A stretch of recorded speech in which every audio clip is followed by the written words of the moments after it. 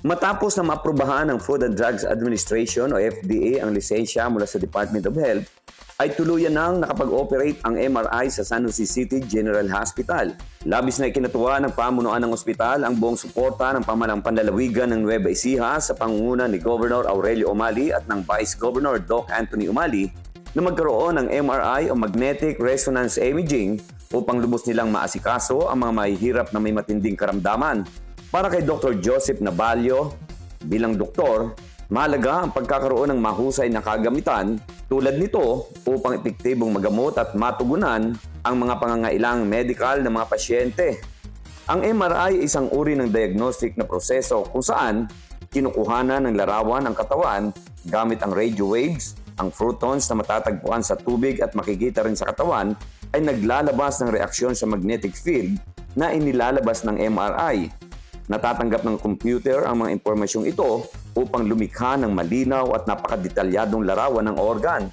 Sinusuri din ito kung may tumor, injuries at mga sakit na makikita sa mga malalambot na tissue ng organs tulad ng utak, puso at digestive system.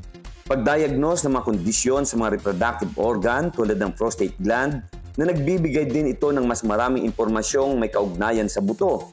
Kaya naman napakagandang balita na nagkaroon ng kauna-unahang MRI ang San Jose City General Hospital na lubos na makakatulong ng malaki upang ganap na matukoy ang kalusugan ng mga pasyente nito at magamot.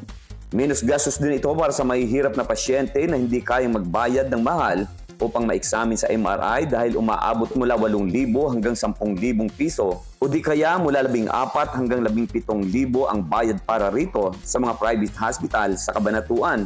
Kung sakaling walang kakayahan umanong magbayad ng isang pasyente, ay maaari namang i-evaluate ng social worker at ilapit sa malasakit program para makuha ng libre ang nasabing procedure.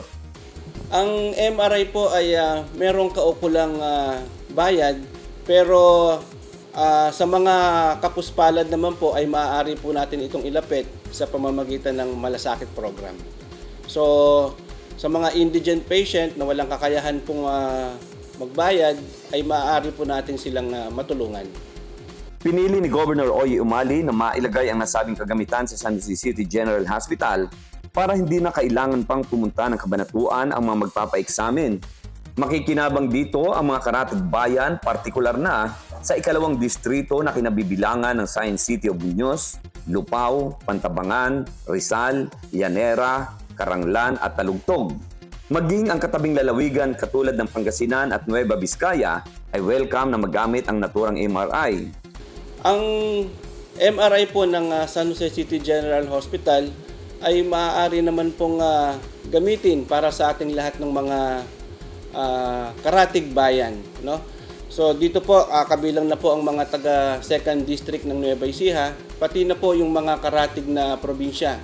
Kagaya po ng Lupao na Pangasinan, malapit po siya dito, at mga parteng sa Nueva Vizcaya. Pasasalamat naman ang ipinaabot ni Bernadette Cabanilla ng Santo Domingo, Nueva Ecija na isa sa mga natulungan ng Kapitolyo na ma-examine sa pamamagitan ng MRI. Ito bihira po sa sa isang hospital na mayroon pong MRI na images. Malaki po talaga ang tulong po nito sa ating mga kababayan, lalo na po yung hindi maka-afford sa presyo po ng sa mga private hospital. Maraming salamat po, Gob. Isa ako sa natulungan niyo po na nagpa-scanning po dito sa San Jose General Hospital. Maraming salamat po, Gob. Kasama si Jeremy Ramos at si Jeff Gonzalez, Smile Sopeto 23rd, para sa Balitang Unang Sigaw.